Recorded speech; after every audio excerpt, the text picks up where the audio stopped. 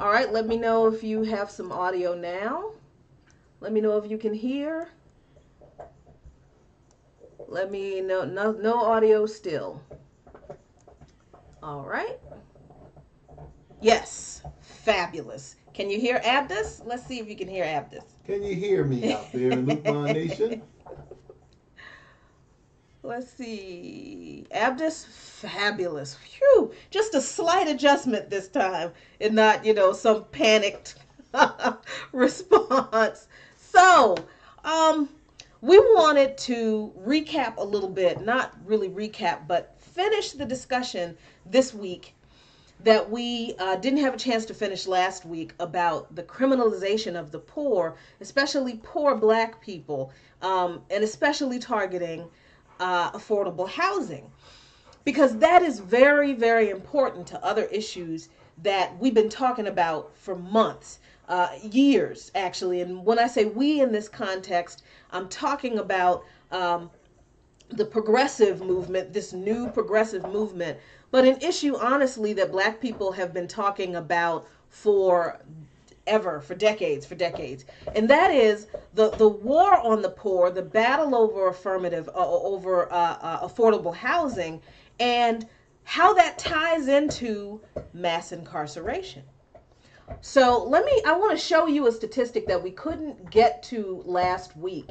I'm sorry that we missed it, but you really got to see why this issue with affordable housing and criminalization of poor people in regard to affordable housing is so critical. And we're just focusing on Washington D.C. in this one graphic, but I bet you it's very similar across the country. This is from an organization we work with called Empower DC here in Washington, D.C. They are advocates for tenants of public housing.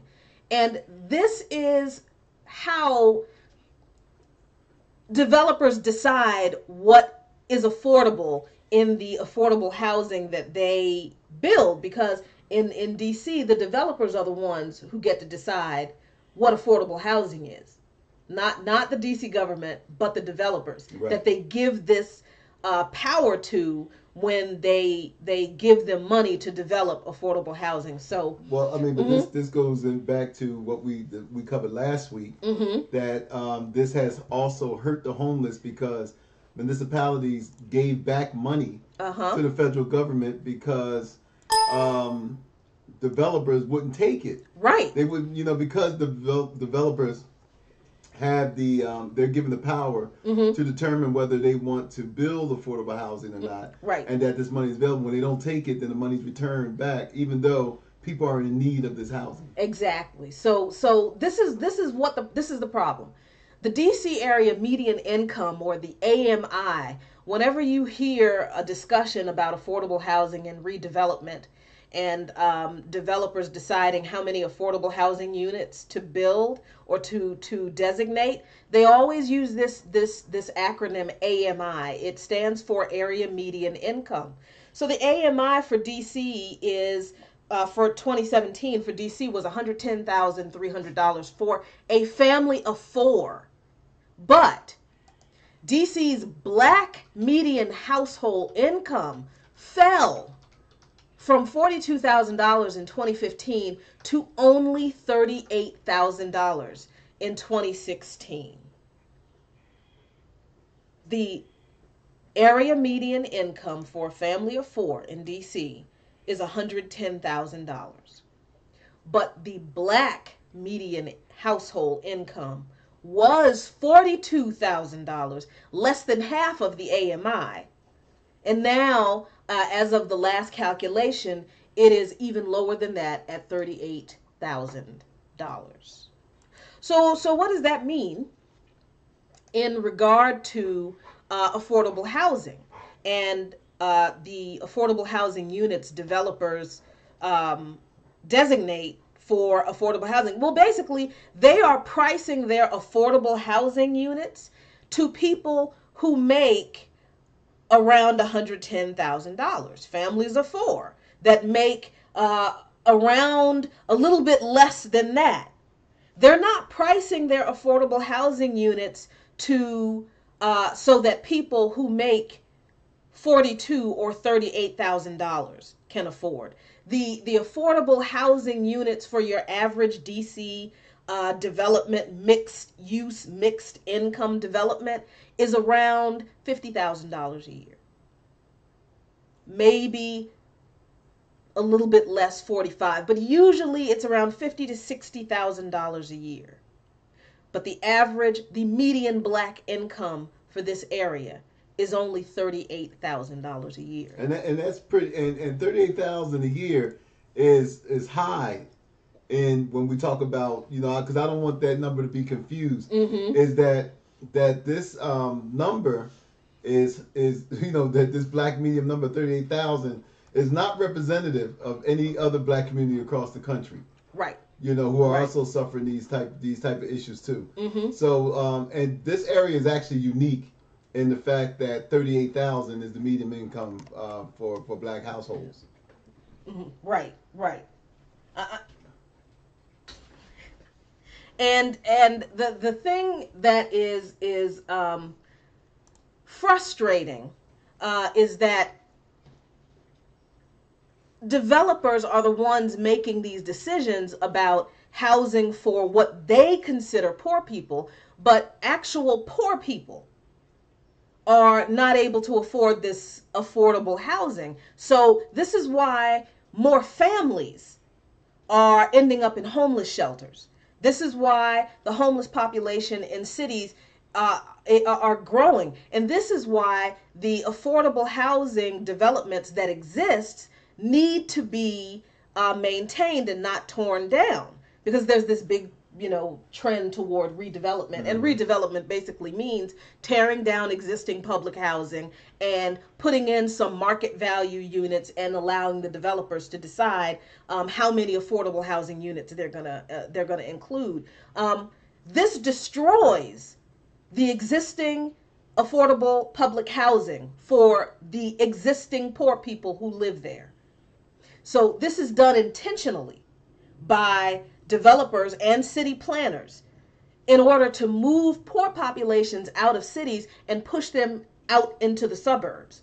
And they do that knowing that they're trying to attract people with those 110, with those six-figure incomes. Right. So along with this, we have the criminalization of people who are already living in public and affordable housing. And we started talking about that last week, about how in Richmond you had the police that were towing people's cars who if the cars were parked in a public housing area and that the registrant of that vehicle was not on any lease in public housing. Why the police have access to those records, I don't know. But that seems shady to me. But if the registrant of the car is not a tenant or a registered tenant in public housing, that person's car gets towed. And we're talking $150, $300 a pop to get that car out.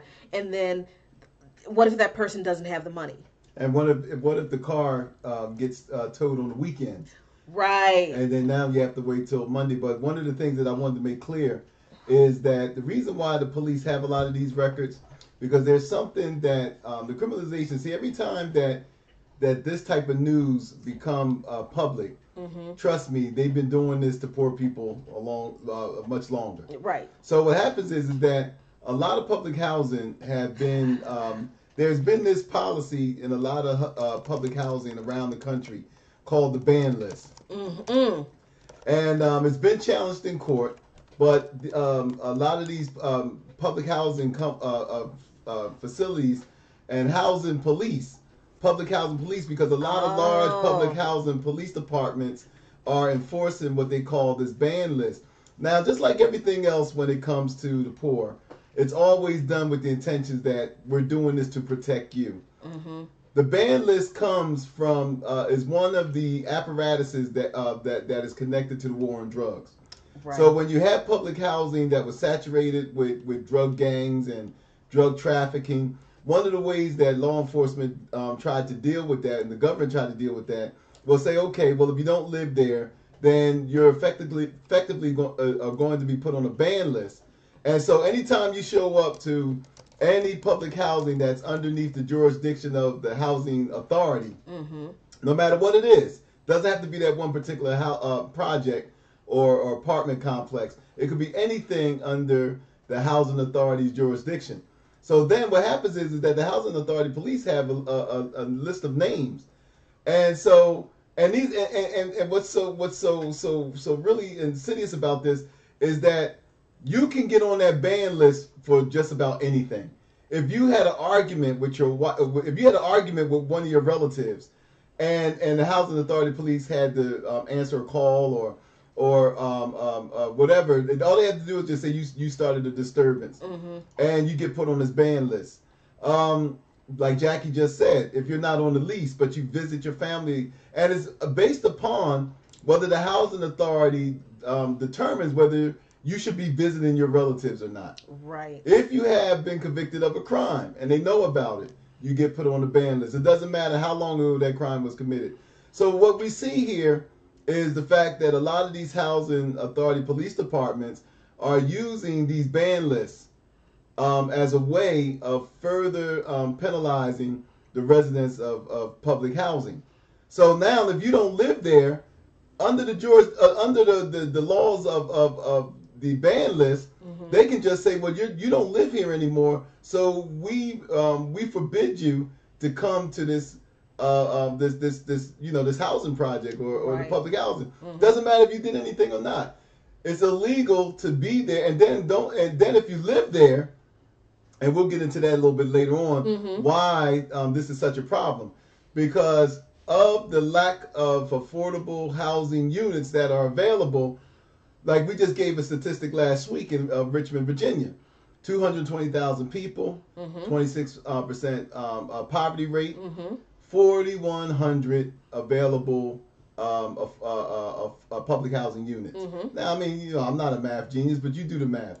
Surely not enough. Right. So what do poor people do? Because in conjunction with that, a lot of these communities are criminalizing homeless people. So you can't be homeless because a lot of these local governments are penalizing people for sleeping in public. Right. Some of them sitting in public, can't sleep in your car in a lot of these communities. So now the homeless population is being criminalized. So those people who don't have shelter, who go seek shelter with relatives, and a lot of these public housing are further being penalized, because now the housing authority is saying, well, you're not on the list, and that's illegal. Right. So so now you're on the ban list. So you see how this just becomes a cycle of punishment for people who just trying to survive. Yeah. And the reason the police involvement, the criminalization of people in public housing is so important to this issue of mass incarceration is because since we've been exposing the racial motivation behind mass incarceration, since we've been exposing and talking about the profit behind mass incarceration, there has been some change in criminal justice policy. Not massive change, but enough change so that some of the for-profit prisons and some of the for-profit prison corporations have seen a dent in their profits. One of the ways that has happened is that there have been laws passed on the state, local, and federal level, which has shortened the sentences of many nonviolent offenders. And they've been releasing nonviolent offenders from some prisons, from some for-profit prisons. And that's created a profit vacuum. It's created a slave labor vacuum, to the point where there have been private prisons that have sued states in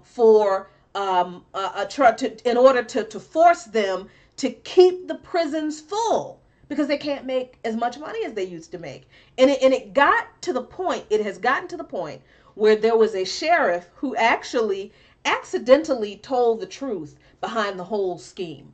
But the reason the criminalization of the poor and the targeting of affordable housing and the targeting of the homeless is so important is because where do you think those bodies are going to come from that are going to replace the non-violent former offenders who are being let out of prison now? They're coming from the poor people who are being criminalized, not allowed access to affordable and public housing, who are then being pushed into homeless shelters, pushed onto the street to be swooped up, to be preyed upon and swooped up by law enforcement, to be fed into the criminal justice system so that the private prisons and the prison industrial complex can continue to make its money. If you don't believe me, please listen to this guy. They're releasing some good ones.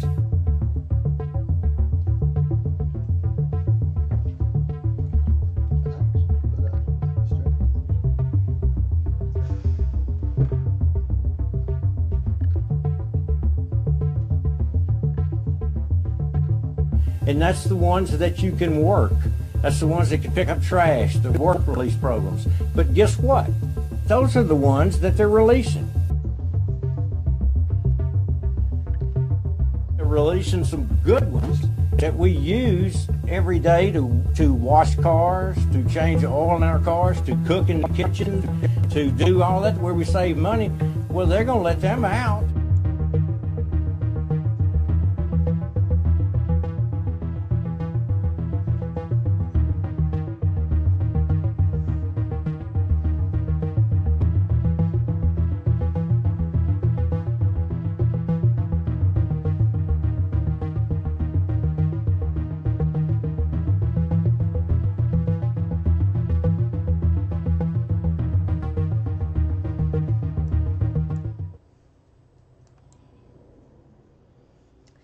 So, what do you want me to say? We told you so. I mean, the situation is so bad with the results of decades of activism. All of these changes that are happening that are impacting the profit margin of private prisons. That didn't just happen over the last 2 years. That's the result of decades of work that has gone on in the Black community, in the Native community, in the Latino communities, all of the marginalized communities that have been the most impacted by mass incarceration. And we all know that disproportionately, the communities most impacted are Black people and Native people. Yeah. I'm sorry, I missed my cue. No, but I mean, that should just get all of us outraged to hear that this is going on in this country right here. It just brings to mind the fact that ever since slavery ended in this country, there has always been ways of trying to re-enslave Black people. Always. From convict lease. This stuff is nothing new. Right. Convict lease, I mean, all through the Jim Crow ways of the apprenticeship programs of the South, which sought to re-enslave Black people, sharecropping. I mean, we can go longer down the line where in certain southern municipalities during Jim Crow, police officers were actually given bonuses on based upon how many Black men they could lock up on any given day. They were given bonuses. But you're not going to have a more honest discussion about what happens to African Americans and the plight of African Americans than you're going to have at Coffee Current Events and Politics. And the reason why I know that, because it makes a lot of people uncomfortable. Extreme. We have a friend of ours that does a show in D.C. For Native American Affairs, Jay Nightwolf. And he says that his show is the most dangerous show on the radio because of the truth that he talks about with Native Americans. Ours is the most dangerous show on the internet. Yeah, probably. And the reason why I say it's the most dangerous show on the internet, because these are subject matter that we just don't want to talk about. But let's talk about here in 2017, that you have law enforcement officer talking about that slavery is good. Because, I mean, what else is free labor? Yep. What else is free labor? So now you're sitting here talking about men who were probably picked up for bogus charges anyway, did their time, right? Because isn't that what the penal system's supposed to be all about? Mm-hmm. You paying your debt to society. Right. But then now you got a sheriff, and I love to know what was going in the heads of those black sheriff officers that were standing behind him. Ooh, that right there. Because I'm sitting here like, you're saying you're making a press conference, and that's how dumb racists are. This sheriff's too dumb to even hide the plan. But I'm glad that I'm glad that he was stupid. Yep. Because now the fact of it is that all of the times that we've been saying this, and all of the times that we've been highlighting the injustice, especially around the criminal justice system, mm-hmm. It was always ignored. We were always making mountains out of molehills. Right. And not just with white people. I mean, with black folks too. Oh, well, they should have never did what they did. Or they should have never committed the crime. And the thing of it is because that was easy. Mm-hmm. It was easy to not care about people who mm-hmm. were incarcerated. But see, the thing of it is now, you're having the sheriff that goes up here and say, you know what, this is bad. Releasing non-violent felons is bad for us. We need, the slavery system was, we were dependent on that. We need somebody to wash our cars. Right. So, so the thing of it is that if we're okay with this, if we're okay with this, because see, a lot of times you can gauge people's reaction based upon, even on social media. Mm-hmm. Mm. See, these type of stories ain't sexy because we post them and we don't get a lot of feedback from them because after all, man, like I said before in the show, we have become desensitized to black pain. Yeah. We have really become desensitized to black pain. We have become desensitized even more to black male pain because the thing of it is the fact that, what did he say? He didn't say it, but the implications is that he's talking about black male prisoners. He wasn't talking about no black female prisoners, mm-hmm. even though their numbers are rising too. But what he's saying is, now you're talking about a state that can't create jobs for these men. Right. There's no industry. Right. You can't create jobs. So the only freaking solution that you have is the fact that, you served your time, but we got to keep you productive. So guess what? We're just going to enslave you. Uh-huh. And you know why he's comfortable in saying that? Because it has the tag attached to it that these guys were once locked up, or they're still locked up. They're criminals. Because they're criminals, and they're in contact with the criminal justice system. So automatically, in our minds, we just disconnect with that. Mm-hmm. But the fact remains that why is it that if someone served their time, why is it that we allow a state penal system to enslave them? Just because we don't know what to do with them, right? And because it keeps the system going. Exactly, and let's be real. It's not like we don't know what to do. We're not gonna do any.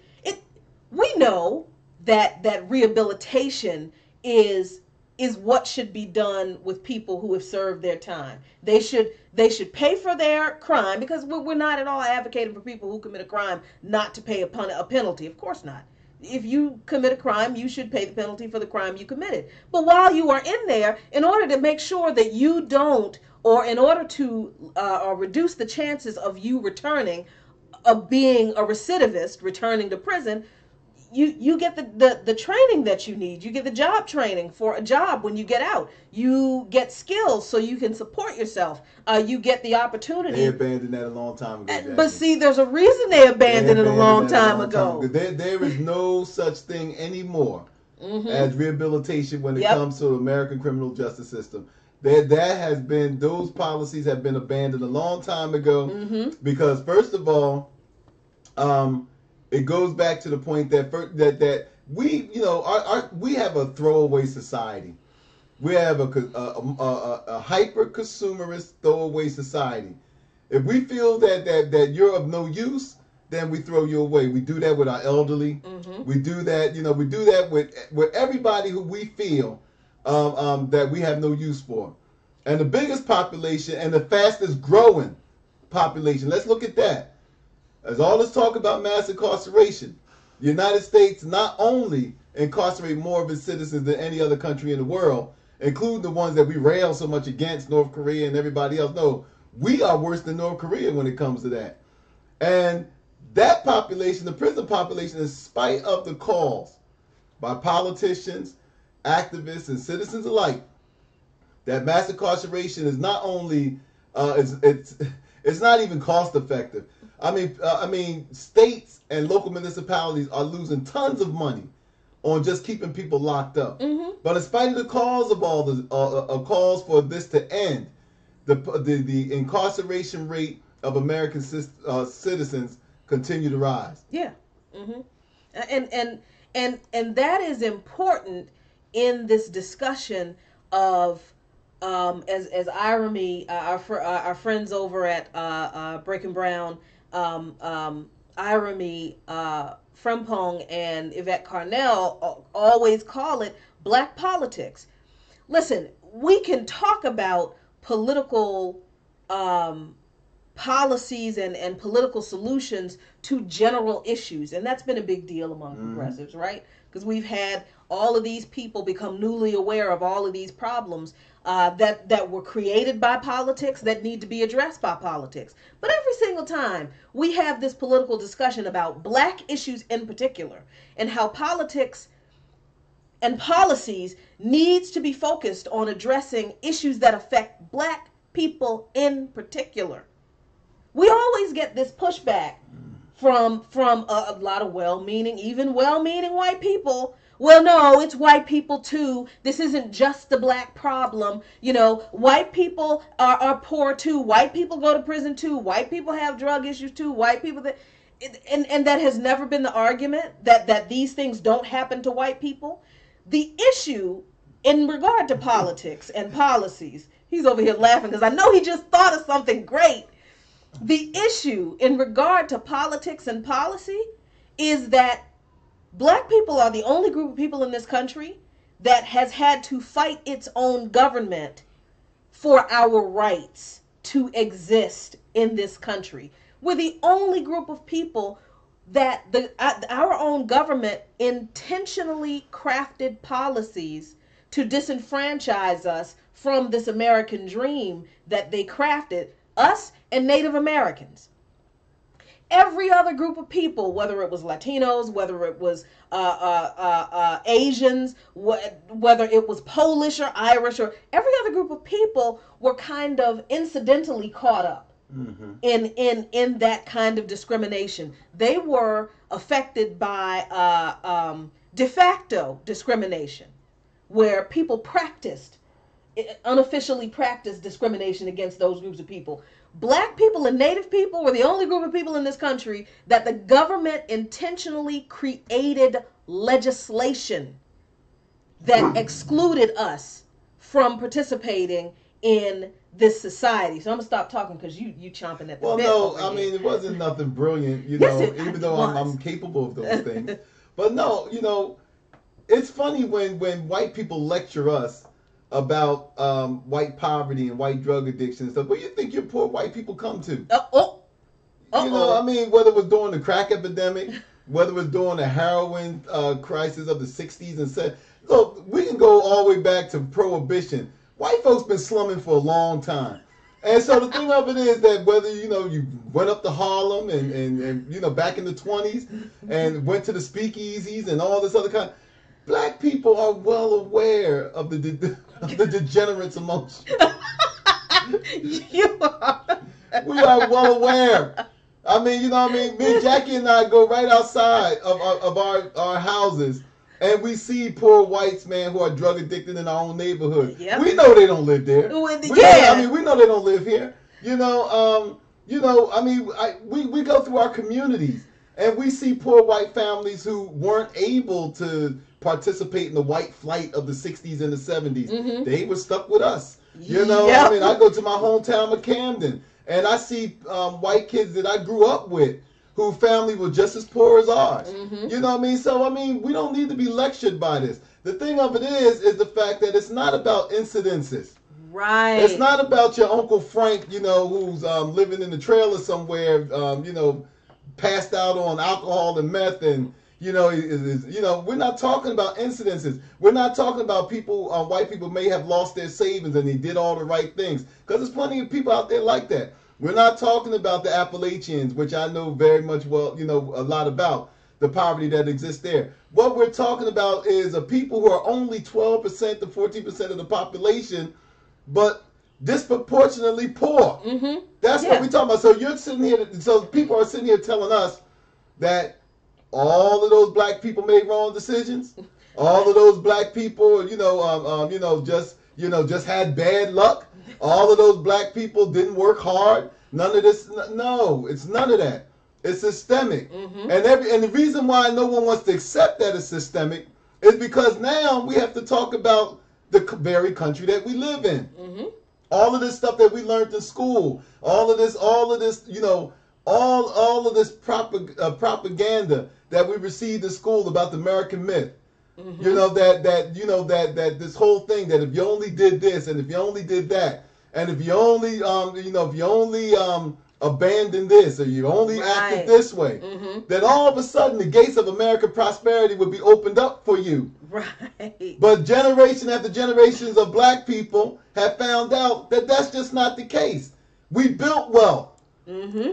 It was taken away. Exactly. We built prosperous communities only to have them bombed, only to have white mobs get mad and come and kill just about everybody in there. Mm-hmm. We've done this. We built prosperous schools only to have them not funded by the state, or underfunded. Yeah, underfunded. Yeah, underfunded by the state. We've done all these things. Our kids went to college only to come out and suffer 50% unemployment rate, and a white man with a criminal record has a better shot at getting a job than a black kid that just came out of university. That's right. That's right. So then we say, oh, well, everybody owns homes. Black people start owning homes. Guess what? Here comes 2000. Now let's talk about prior to when the government actively worked against us to keep us from home ownership. Mm-hmm. But then when somehow we managed to wiggle our way out of that, then all of a sudden now come 2008. Mm. And then when 2008 come, the people most affected by foreclosure rates have been black households because the banks and the subprime mortgages and everything else that happened specifically, and this is documented, has specifically targeted black and poor communities with all of this legalese stuff. Damn well we couldn't understand, but everybody kept talking about, hey, this is the way to American prosperity. Yep. You own a home. And so then what happens is that now when that started to recover, guess who still haven't recovered from it? That's right. Everybody else recovered but us. Right. So, so this is what we're talking about. We get tired. I know I do. I get tired of having to always go back and explain for black and white, because we got some of those black folks out there who didn't get the memo either. But blacks and whites who sit up there and say, well, it's just not you. Well, we know it's not just us. But what we do know that is disproportionately us. Right. Why is that? Yep. So, I mean, I have to play, I got this great clip. What's the clip? It is, and I believe it's from Netroots, where Bernie Sanders during his campaign spoke at Netroots. And this is the kind of infamous clip that sort of encapsulates what we're talking about, how every time we try to talk about the issues that disproportionately affect specifically black people and native people, because rarely do black people, when we talk about justice for ourselves, unless we just don't know history, we rarely just ignore native people. We know that our history is very closely tied together. So in this clip, Bernie Sanders is talking about, how, America needs to do something about its poor people problem. And, the black people in Netroots are like, no, for real, America needs to do something about its poor black people problem. And the response from Bernie Sanders and the exchange was the first signal that we had that our beloved Bernie had an issue with addressing black issues specifically that he needed to deal with. So let's see, check this out. I think this is the right one. It is communities all over this country, and it is primarily lower income communities. You go to low income communities, many of the children have asthma. Do you know that? Okay. Pardon me? Go ahead. No, take it.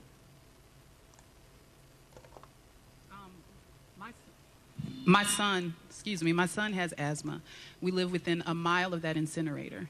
And several times a year, we're in the doctor. He's on several steroids. He's a teenage boy who's probably underweight partially because of this. But he's very athletic, and it hurts my heart that one summer he was literally put on basically bed rest because his lungs weren't strong enough. And it's hard to get them strong when we've got garbage being burned in our backyard. So the question specifically, my black son, okay, I know you're scared to say black. I know you're scared to say reparations because it seems like every time... Ma'am, I don't think that's a fair I'll let you finish as well. But it seems like every time we talk about black people and us getting something for the systematic oppression and exploitation of our people, we have to include every other person of color. So today, can we please talk about specifically black people and reparations? We can talk about what I just indicated, in my view, is that when you have, and you and I may have a disagreement on this, because it's not just black, it is Latino. There are areas in America, in poor rural areas, where it's whites, okay? So I believe that in a country which has more income and wealth inequality than any other country, that yeah, the time is long overdue to start investing in poor countries. We have the highest rate of childhood poverty of any major country on earth, especially within the African American community. So what I've said black 50 times, all right? That's the 51st time, all right? But this is a national issue, all right? So what we want and what I believe we should do, all right, is to invest most heavily in those communities most in need. And when you have 35% of black children living in poverty, when you have half of the kids in this country in public schools on free or reduced lunches, when youth unemployment in the African American community is 51%, those are exactly the kinds of communities that you invest in. Yes, Senator Sanders, I do a bunch of work with low-wage workers, specifically in this community. Some of these workers are in this building, workers who have to wait 2 to 3 hours in a line at Target Field, not being paid, and not even sure if they were going to work that day. And they do this because maybe it's so hard for a black person to get a job in this economy. So my question is about reinvestment and eliminating institutional racism from corporations and the government.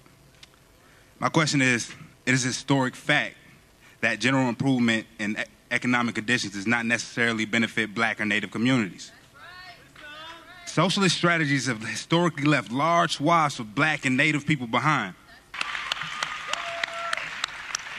Can anyone deal with that light there? Can we lower that, please, or turn it? What Rod is talking about is that he's right. We have $1 trillion investment program to rebuild the issues that you talked about, to transform our energy system away from garbage in low-income communities, all right, to making sure that we move, by the way, to clean, sustainable energies rather than fossil fuels, which also touches on the issue of climate change, which is a huge issue. But to answer your question, I think what the concern is, and I've heard it from many people in the African American community, and that is, well, it's great, states are going to get the money, but how do we know that it filters down to the people who need it the most? That's the question, basically? Yeah. Okay, and we will do that. Your point is well taken. I think in some states, money will, in fact, go where it's supposed to go, to those people most in need. In other communities, it absolutely will not. You have my word that we will guarantee that when we make a major investment about creating 13 million jobs over the next 5 years, rebuilding our infrastructure, that money will go into those communities who need it the most to rebuild their own communities. Okay, maybe one more question, Anthony. So what I was going to say yeah. what I was going to comment is the first lady, and I noticed that she was braided dark skin. I was like, why is it always the dark skin braided ones that always cause so much trouble for I don't know. I don't know why people think I that thought that we're was your sister or troublemakers and have aggressive. Maybe it's our aggressive body language. Yeah, I thought she was a relative or something. She may be. Who knows? She might be. It's like, so you see the problem, and okay, maybe you don't see what the problem is. If politicians know that the most vulnerable group of people are black people and Native Americans, if they know this, if you can get them to admit, yes, among people who are poor, disproportionately the most vulnerable people are African Americans and Native Americans, but they can still find an excuse why they can't just say we need to target resources to those most vulnerable groups of people first, and then we can reach everybody else. What makes you think they're going to give you any help? Do you see what I mean? Do you see why? This is why the struggle for racial justice for black people and Native Americans must be at the center of the struggle for social justice and the struggle for the poor in this country. Because if politicians know that black people and Native people have intentionally been disenfranchised, they're not, well, what do I want to call it? It's hard to find a word to use that isn't going to offend somebody. So I'm just going to say that we're not talking about people who were affected by not being able to participate in the American dream because as a side effect of the fact that the American dream was a lie in the first place. And that's poor white people. Because poor white people who are poor because they believed the American dream and they did everything they were told to do to achieve the American dream, but because they kept voting for politicians who passed policies, passed laws that intentionally disenfranchised black and Native people so that poor white people could think they were getting something extra, so that, they could say, well, at least I'm not black or Native. I'm getting mine. They didn't even realize that what they were getting were crumbs. And then by the time they realized it, well, it was too late. That's different from the intentional disenfranchisement, the targeting of black people in particular, to legislate that we weren't going to be able to participate in anything, in equal access to anything.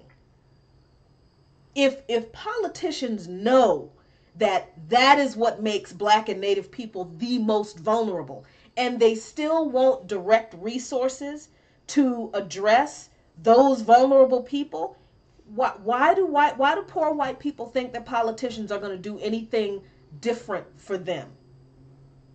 Well, I don't have a different take on it, Mm-hmm. but I think that the folks that we keep thinking that the people that voted for Trump and and the Republicans and the neoconservatives and the Tea Party candidates and all, we keep thinking that they don't know what they're doing. They don't understand what's going on. They're voting. They do know what they're doing. And the reason why I say they know what they're doing is you can't expect a thief to give anything back. Right. You know what I mean? Mm-hmm. The vote has nothing to do with justice. The vote has everything to do with that I'm going to put people in office that's going to protect what I stole. Right. I mean, right. you look at all of the like this last campaign, and it's all about make America great again, and we know all of the what they call it, the dog whistles that go. Mm-hmm. The fact that all of the cutting has a lot to do that always affect the most vulnerable first. Trump's cutting health care just recently. Mm-hmm. Refusing to pay the subsidies. Right. For the to insurance companies for the ACA, and how immediately it's been reported that those cuts will affect black people the worst. Mm-hmm. Well, I mean, come on. I mean, there's an old saying that when Wall Street catches a cold, Harlem gets the flu. So I mean, so anytime there's any kind of economic bump in this country, black people always feel it the worst. I mean, Native Americans feel it the worst. So, I mean, the people who are out here putting all this these politicians in office are well aware that the resources are being sucked up by very few. They're leaving very little behind for us to fight over. Right. And so the white masses and the white poor, not all of them, of course, but a lot of them are like, look, what share I get, I want it protected. I don't want nobody to take that from me. Okay, I understand that the 1% or, whatever percent it is, then sucked up everything, but we can't fight them. We live in a military police state. We live in, these people have such a security apparatuses around them. We could never, we can't beat them. Right. But I can make sure that black person behind me don't get what little bit I got. There it is. I can make sure that DACA child ain't going to take from my child. Hey, look, man, and this is what it is. I refuse to assume that people don't know why they're voting. They know exactly why they're voting. Our job as progressives, our job of those of us who see how things are being played, is not so. It is to build these coalitions.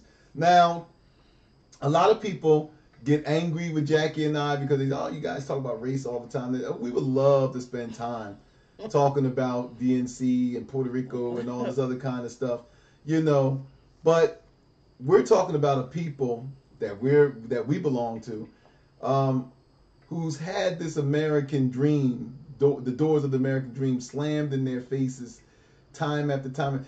Jackie and I was in Baltimore yesterday, filming some scenes for the documentary, and we came upon this statue which I don't visit Baltimore much, but I saw this statue that was dedicated to Negro soldiers, black soldiers. We don't use Negro no more. That's true. Black soldiers this black soldier, this statue, had a banner that chronicled every war that the United States had that we participated in since the Revolutionary War.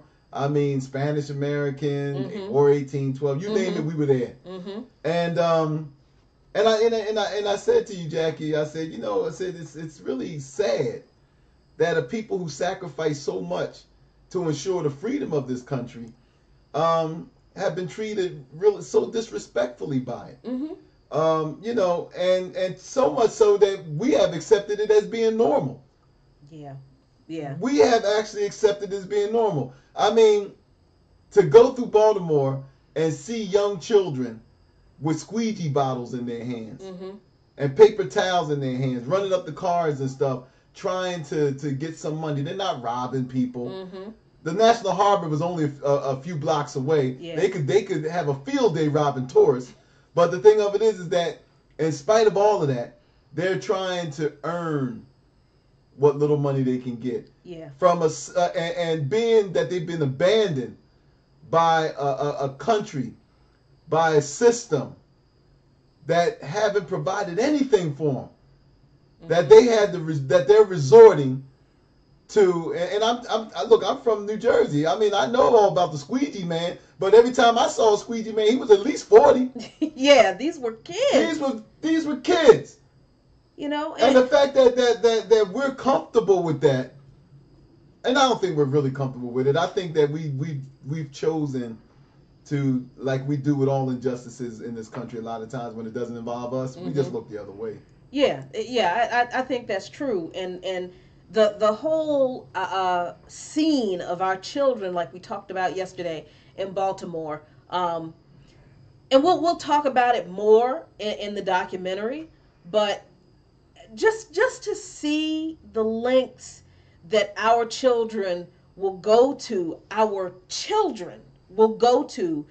earn some money. We don't have newspaper routes, right? We don't have family-owned stores in our neighborhoods where our kids can go ask Mr. Johnson if he can work in the store for the summer to get some extra money. We don't have a summer jobs program anymore. My husband and I, you've heard us talk about our summer job experience, where every year during the summer we had a job. And that was funded partially by private industry that went in partnership with the government. That's right. The government gave private companies subsidies to employ kids in the city. Yep. Sure Gave them tax breaks. So we could earn a paycheck. We could earn the money. We could get used to, because you have to learn. I mean, nobody is born. I love how white people they use this. My parents instilled in me a strong work ethic. Well, everybody's parents instilled in them a strong work ethic. Nobody is born, especially those who were descended from slaves. Oh my God! I mean, nobody is born with a strong work ethic.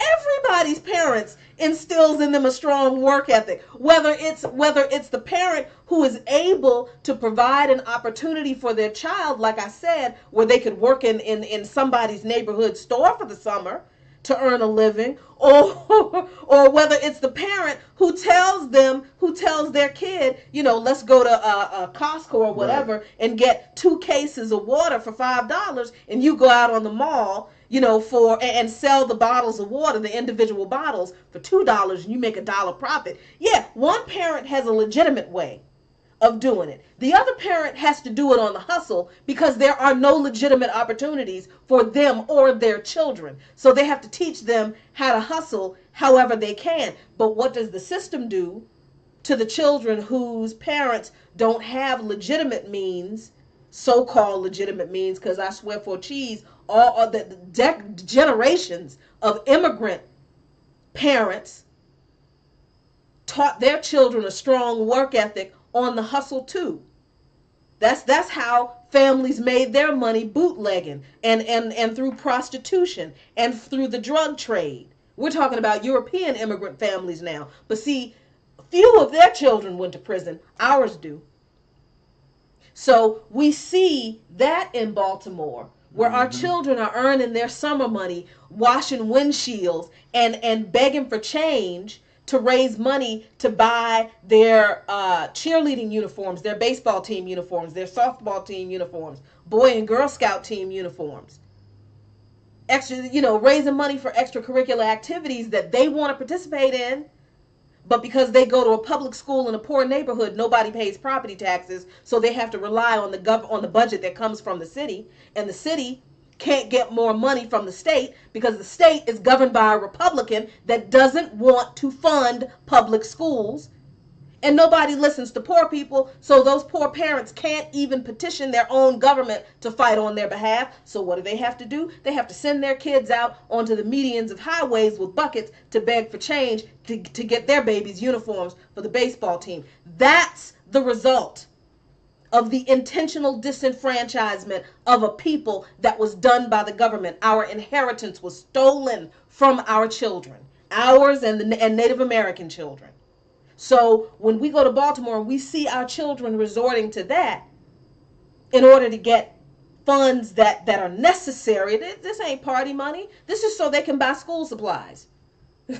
Yes, for real. That's true. And how do we know that's true? How do we know they're just not out there annoying drivers? Because their parents are in the neighborhoods selling household goods on the hustle out of their house, out of their public housing homes, to make a little extra money for themselves.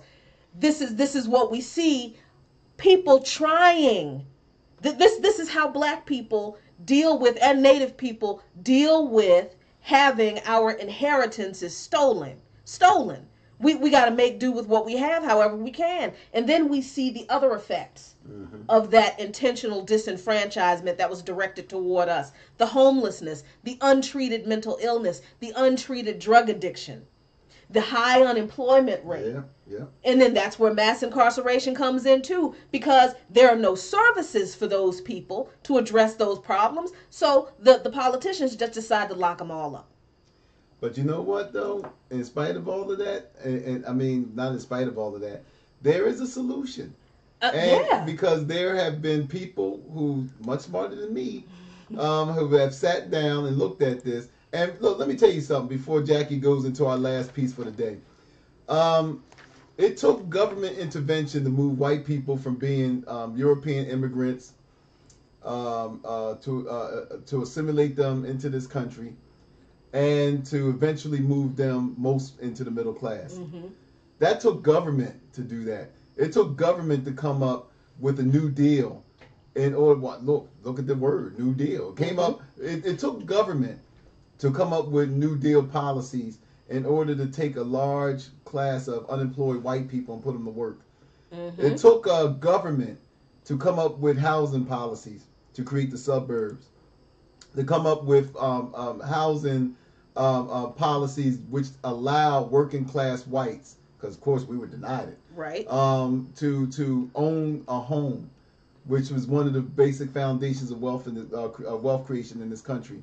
It took government to ensure that these things happen. So we're no different.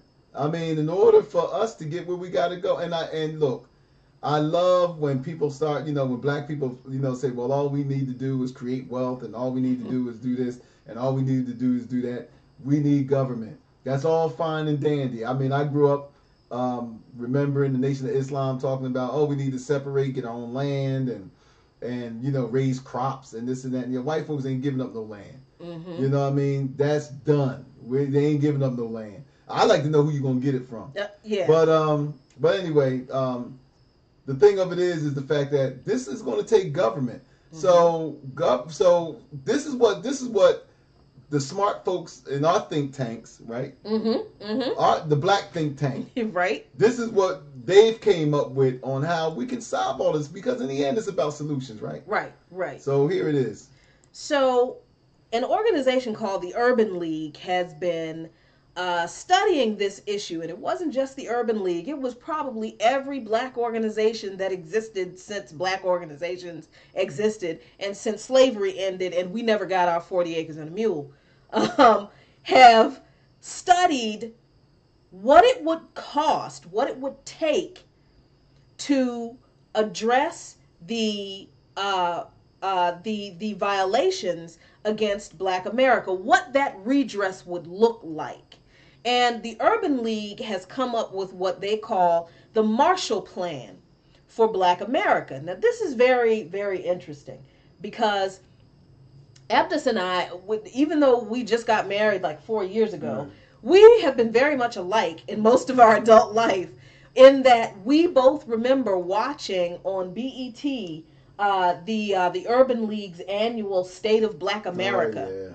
Right? And I know that if you never watch BET, you have no idea what we're talking about. But Google State of Black America. I know that this is not aired anymore. No, but the videos exist on YouTube. But the videos exist on YouTube.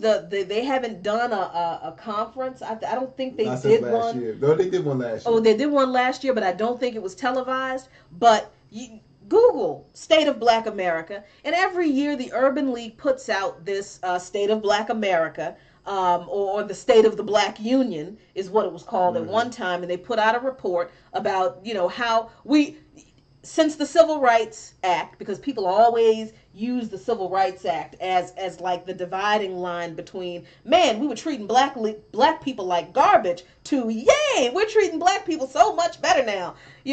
That's just the numbers don't bear that out. That the numbers, the statistics, the data, the facts really don't bear out that we have fared much better since the passage of the Civil Rights Act. And we've gotten into many reasons for why that's true, but right now we want to focus on one of the solutions. Let me share this article with you. So this is from the Los Angeles Times, and this is very important. I know this is in an old article, because I intentionally wanted to show you how long we've been having this conversation among black people. 1990 was not the first time the Urban League issued the Marshall Plan. If you're not familiar with what the Marshall Plan is what, baby? Well, the Marshall Plan was something that happened under Truman, which helped rebuild Europe during World War II. Right. You know, so Right. those out there can help me. Who was named? You know, who was the person that was named after? But it was basically the United States saying, "Hey, look, we ain't got nobody to trade with. Everybody's bombed up." Mm-hmm. So it basically rebuilt Europe with United States, using the Marshall Plan to rebuild Europe. Mm-hmm. Oh, I figured it was in this article. So the Marshall Plan. Now think about that. This is an economic plan, an economic jobs and a programmatic plan, otherwise known as reparations. Right. Yep. That's all it was. That's all it is. Reparations. Germany got reparations after we bombed the hell out of their country in World War. I always get them confused too. So this is we were not. In some cases, we were bombed, but reparations is meant to repair the damage that was done, and that's all reparations is. So, former U.S. Secretary of State George C. Marshall created this massive U.S. foreign aid program to rebuild Western Europe, like Abdus said, after World War II. So the Urban Marshall Plan is designed to rebuild the black community or black America that has been decimated by intentional, targeted policies that were meant to economically destroy the black population. Now let me go back to the top. This was reported in 1990. And at the time, it was estimated that $50 billion would be needed. $50 billion with a B. And it was... But just as a side note, isn't it funny that the first black president, Bill Clinton, didn't take this on? This was during his time. This was during his time. Yeah. Yeah, it was. He didn't... Oh, you just... I don't know what you did. Don't worry about it. Go ahead. Yeah, he just we're accidentally poking things over here. Yeah, it is interesting that President Clinton didn't do anything with that. Let's see what's going on here. Oh, okay, it's still up. My apologies. So yeah, the first black president didn't do anything with that. And at the time, he could have, because the estimate was that it would have only costed $50 billion in 1990 dollars, and that money be taken from defense spending. We know Which how at much. that time was $300 billion a year. $300 billion a year. All we needed then was $50 billion of that $300 billion. And what was being asked for? This is how seriously and deeply we have discussed this issue. This report is over 300 pages. It was then, and it's a few hundred pages today. Mm-hmm. So we're not just saying write everybody a check. Right. We have come up with pointed, directed, specific, intentional, targeted solutions to every single issue that we have faced because of racial discrimination in this country that was intentional, that we believe needs to be redressed by the government. We ain't playing. We ain't never been playing. So this idea that people always come up with, well, white people, when we say, well, look, we want reparations. Well, how will reparations look? Well, we know how reparations will look. And we know how they'll be paid. And we know how they'll be paid. We've known for a long time, but they never want to listen. They never want to, but it's documented. So let's see. Let's get into the meat of some of this stuff. The urban leagues. Oh no. Let me go to this quote right here. If America is going to be competitive, now this was in 1990. This was said. If America is going to be competitive, she can't do so without investing in human resources. The next decade presents a window of opportunity for the nation to train the poor, minority members, and women to fill jobs needed in the next century. The alternative might be for the nation's employers to push for increased numbers of immigrants to fill technical and skilled jobs in the United States. Now, what have we been talking about? Yeah. For the last couple of months? So what were you about to say? Well, I was going to say that this was back in 1990. And just to show you how the United States shot its own self in the foot, that's 27 years ago. Right. Which means that if that $50 billion, that's a generation. Mm-hmm. So if that $50 billion was spent in 1990, during the time that it was requested, we would already been able to see the benefits of that right now, because 27 years is a generation. Exactly. But did we do it? No. So, and we knew the consequences of not doing anything then. We've always known the consequences of not doing anything, because we've been living the consequences of not doing anything. So it goes on to say, if we do not get the African American community educated fast enough or skilled fast enough, that is so key right there. Because we always focus on, not we, people always focus on one thing, education, get an education, which means go to college. But honestly, a robust society that produces economic stability, that creates economic stability, relies on both technical education, or what do you want to call it, liberal arts education or higher education, as well as skilled labor. Because as someone once said, the people who built Harvard didn't go to Harvard. Thank you. So, okay, let me keep going. If we do not get the African American community educated fast enough or skilled fast enough, America will indeed find an alternative solution to this problem. And clearly, as the walls come tumbling down in Eastern Europe, there is an increasing pool that will be made available. What's the alternative solution? Ladies and gentlemen, the alternative solution is mass incarceration. Yep. That was the alternative solution. It's mass incarceration and the expansion of the... I don't want immigrants and people who are the children of immigrants to feel like we are saying that immigrants are the problem. Immigrants have been a pawn in this war. Just like poor whites have been a Just pawn. like poor white people have been a pawn in this war to keep black people from having access to equality and justice in this country. So this was in 1990, and the solutions then would have been only $50 billion. Well, today, we're up to $4 trillion. $3 to $4 trillion. $3 to $4 trillion. Now, I know that's an incredible number. People are like, oh my God, that's so much more. Well, when you look at the proportional growth of our budget, our defense budget is now, what was the last defense budget number? $700 billion? Well, that's what they were approved. That's not the budget. That's not the entire budget. That was the increase that was the increase. Approved.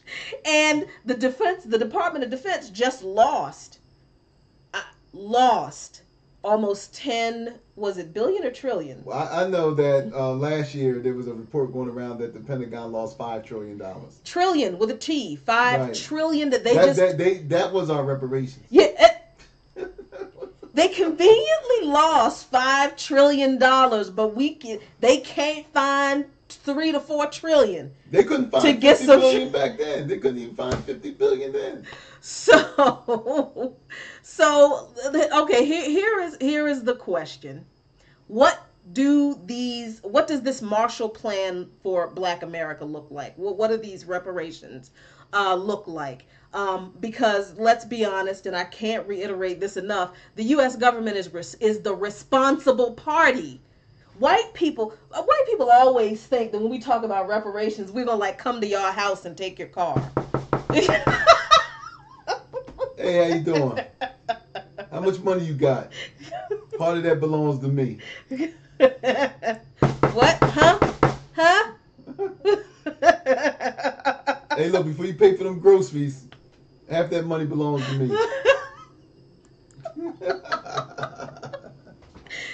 That's what white people are terrified of, that, a bunch of black people, a bunch of organizations of black people gonna go around door to door, or somebody's gonna give us access to y'all's bank accounts and we just gonna take y'all stuff. Al Sharpton says hello.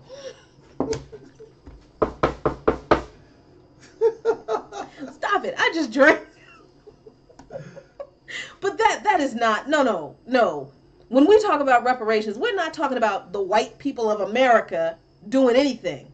We're talking about the U.S. government being the responsible party because the entire legal apparatus of this country, the entire legal and political apparatus of this country supported both slavery and Jim Crow. That's right. And continues to permit and perpetuate ongoing discrimination. If we just want to look at mass incarceration, that's one issue right there that not just steals bodies from our communities and destroys families, but it also steals what?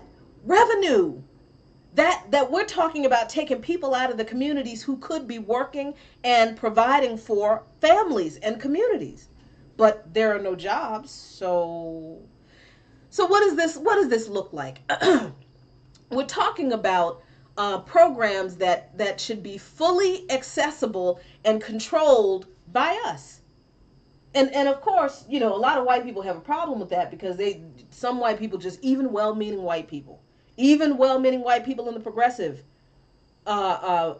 movement. I mean, shoot, man, if we couldn't have a black-only meeting space, I know doggone well some of y'all don't want us to have access don't want us to have control over the reparations. You wanted to tell us when we could meet with each other. I know you still want to tell us how we're going to use some, but that's not how it's going to work. No, sorry. It's not how it should work. Because unless institutions exist that are controlled and accountable by the people who have been most impacted by the offense, then the issues never get met if somebody else is making the decision about where the remedies should go. So let's see, what would it look like? We're talking about fully funding public schools in poor neighborhoods. I think also that somebody, one of the suggestions was that it would be based off of the German model. Oh, okay. Let me see. Let me find that. Oh, okay. So, yeah, okay. So, the suggestion is that the financial payouts, I know y'all are like, no, we're just going to write a check. No, it's not that simple. But remember during the Bush administration, we got checks back in the mail because the budget, there was a budget surplus. Y'all didn't have a problem with the federal government sending you a check then. I don't understand why you have a problem with the government sending us a check. But okay, anyway, the suggestion is the financial payouts will be divided between individual recipients and a variety of endowments, organizations, and programs set up to develop the economic strength of the black community. So this model is inspired by the German restitution payments both to victims of the Holocaust and to Israel. That's another reason why we don't quite understand why so many white people have an issue with reparations. Because you don't have a problem with the billions of dollars that we give to Israel every year, which is a part of the restitution package, the reparations package paid to Germany, still to this, paid because of Germany, still to this day. And let me just add that a lot of times the reparations is always confused with, well, if there were, and I think you got a graph there to support this, but, and we may have to come back and visit this because we're getting short on time. But one of the things that the arguments that's always used against reparations for black Americans is that, well, if you were a slave, yeah, I could see giving you some reparations. But there's no slaves now. Well, as Jackie stated before, reparations mean to repair. So there's still people around who were denied that HUD loan back in the 40s. Yeah. There's still people who were around who were denied college entry back in the 50s and the 60s. There's still people around who were denied job opportunities. And let's face it, one of the things we don't talk about is the dispossession of land from black families. Those descendants are still around. Still many. You know what I mean? So, black people have had the biggest, outside Native Americans, of course, had the biggest dispossession of their land taken from them out of any other group outside of Native Americans. So, no, this is not just confined on who was a slave or not. When we talk about systemic disenfranchisement, discrimination, the outright government efforts to deny Black Americans the right to all of this life, liberty, and pursuit of happiness. That didn't end with slavery. That didn't end with slavery. So we still have plenty of folks around who've been dealt that kind of blow in other ways. Right. So reparations, because that's how the argument always is. Well, you were never a slave. Right. Well, I wasn't never a chattel slave. But there's different definitions of slavery. Right. No, I was never a chattel slave. But the fact remains that but my great grandfather, who fought in World War II, couldn't take advantage of his GI benefits when he got back here. Neither could my grandfather or my uncle. Yeah, so you got plenty of stories of that. So and again, the land dispossession of Black farmers that happened all throughout the South. So yeah, we thought this through. yeah, we did. So this is the let me share this graph, which is a poll that was taken. Yeah, we'll probably end there, do a part 2 later on this. Well, I guess this is probably part 2 from last week, so it'll be part 3. But so the question was asked, of course, a poll was done. Do you think the government should or should not make cash payments to the following groups of people? Oh, I love this graph. I do too. I love this graph. Because you can see the hypocrisy. It's just, this is why I love data. I understand that statistics can be manipulated to say anything you want. But when you have data like this, the numbers just don't lie. They don't lie. A poll is pretty straightforward. it's a yes/no answer. So the question: do you think the government should or should not make cash payments to the following groups of people? Blue is should, green is should not. People were asked. 55% of white Americans support cash payments to Jews who survived the Holocaust. Right. Now remember that Israel gets money that is a part of reparations for the Holocaust. Right. And everybody who is a beneficiary, every Israeli who is a beneficiary of that money is not a direct survivor of the Holocaust. They are the descendants of survivors of the Holocaust. 55% of white Americans believe that they should get that money. That's okay. That's okay. 37% of white Americans believe that Japanese interred during World War II should receive cash payments. Well, we know that Japanese, they did receive cash payments. They received a cheap $20,000 from cheap, short change. That was an insult, but they received cash payments. It is interesting that 41% of white Americans did not believe that Japanese interred during World War II should, which is, y'all shady, man. Especially when you know that the Japanese, their land was taken, their homes were confiscated by the government. Y'all shady. So these are the two interesting ones. So 37% of white people believe that slaves after the Civil War should have received cash payments from the government. Only 30% of white people believed that after the Civil War, the slaves should have actually gotten that 40 acres and a mule. After 268 years of free and forced labor, only 37% of white people thought that the actual slaves should have got paid for it. This is the kicker right here. Only 15% of white people believe that the descendants of slaves should receive cash payments. See, and that's the one that hurts the most. 68% of white people believe that the descendants of slaves should not receive cash payments as reparations or restitutions or financial payments to repair the damage done from the discrimination against us by this government. This is an interesting footnote. Only 6% of white Americans support cash payments to the descendants of enslaved Africans, according to a Huffington Post YouGov poll. Only 19% favor reparations in the form of educations and job programs. Not only do y'all not want us to have money, you don't want us to have education or jobs either. While 50% of whites don't even believe that slavery is one of the reasons why black Americans have lower levels of wealth. They're wrong. The connection between slavery and the pillars of American society are tight. There are no pillars of American society without slavery. We not only built this country, but our free and forced labor built the capitalist economy that this country became rich off of. Well, we were the biggest. I mean, look. I mean, black bodies were the biggest commodity in this country. Right. In fact, during the slave trade, black bodies is what fueled the world economy. I mean, that's another show, but we can get into that.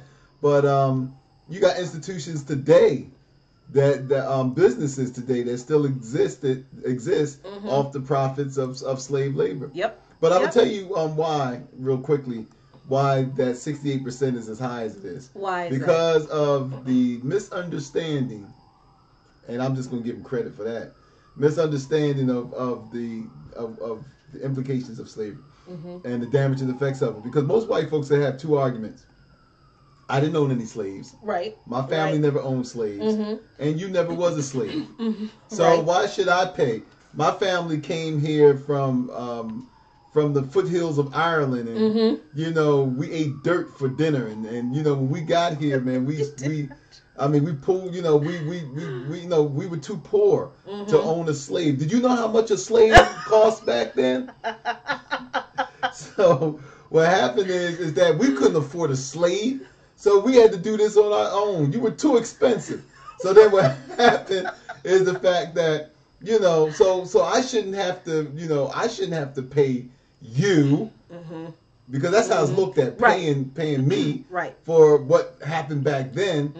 But as Malcolm said and stated, I think quite eloquently when he was faced with that same argument, is the fact that no, but you benefited from slavery. Right. And so you're here to pay, and I'm here to collect. Because my family ain't here to collect their reparations. I'm here to look. The way capitalism runs in this country, you can't even die and get away from a bill. They will harass your wife. They will harass your descendants. Dying don't free you from debt in this country. So what makes you think that because my ancestor who was a slave died, that debt is no longer that you don't owe that debt? Yeah. I can't die.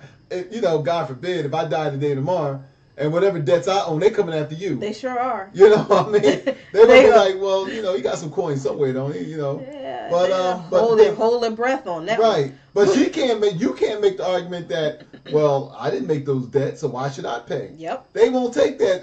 They won't take that. That excuse from you. So what we're saying is that we're not taking it from the government. Once again, it is the government that's responsible for this. So don't think we coming for your cookie jars and all this other kind of stuff, your 401ks and all that stuff. No, the fact remains that if we are good enough to fight for this country, if we are good enough, to entertain you on football day, and we are good enough to entertain you on The Voice, and all those other things that we just love to see black people in, but the thing of it is that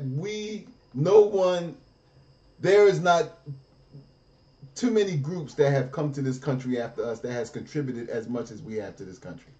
That's true. That's a fact. That's a fact. And so, yeah, that costs us, and if we are ever going to be great as a country, if we are ever going to stop this merry-go-round that we go through on race, then we have to sacrifice some things. Yeah.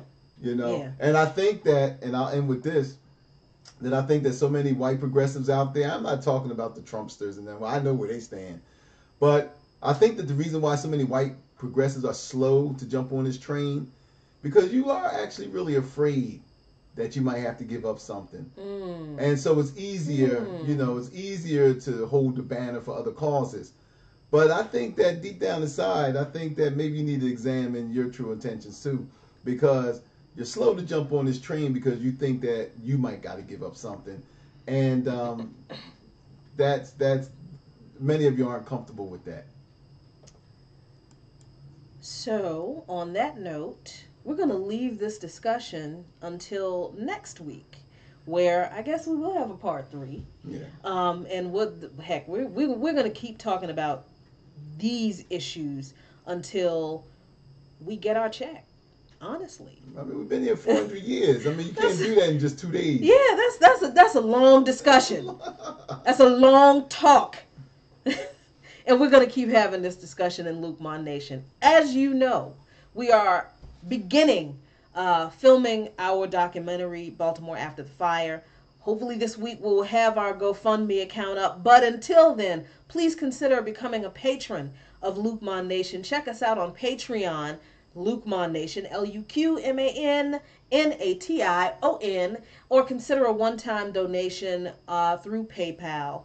Like us on Facebook, subscribe to this channel on YouTube. Follow us on Twitter, Luqman Nation, the number 1, all one word. And join us again next week for another installment of Live in Luqman Nation. Stay tuned for the trailer for our upcoming documentary, Baltimore After the Fire. Thank you all for joining us so much. Thank you so much for joining us. This is Jacqueline Luqman. And Abdus and Jacquie Luqman. Signing off. Good night, peace, and be really good to each other, y'all. Baltimore is burning, but as the fires continue to burn, people here left asking if the police have done enough and whether this violence is really about the death of 25-year-old Freddie Gray. It has been a night of chaos, violence, lawlessness in Baltimore over the death of Freddie Gray. Right now, the National Guard is on the scene trying to restore peace. And as we said, all public schools are closed today. On Sunday, April 12th, Gray was taken into police custody. The arrest once again captured by a bystander's cell phone. Hey, that boy leg look broke. Gray seemingly in pain and screaming, unable to walk, as officers drag him into a transport van. Reportedly, when he arrived at the police station a half hour later, he was unable to breathe or talk. Medics rushed him to the hospital. A few days later, he slipped into a coma and then later died from a severe spinal injury. Baltimore's poverty rate is nearly double the national average. The unemployment rate among young African-American men hovers around 30%. High school graduation rates for black males are devastatingly low. A lack of access to labor markets, healthcare, housing. It has chronic severe drug and crime issues. One of the highest violent crime rates in America. Since 2011, the city of Baltimore has paid out close to $6 million in court judgments or settlements to victims of police abuse. So far, there have been more questions than answers regarding his death. It's still unclear why Gray was arrested. According to the police report, Gray fled unprovoked upon noticing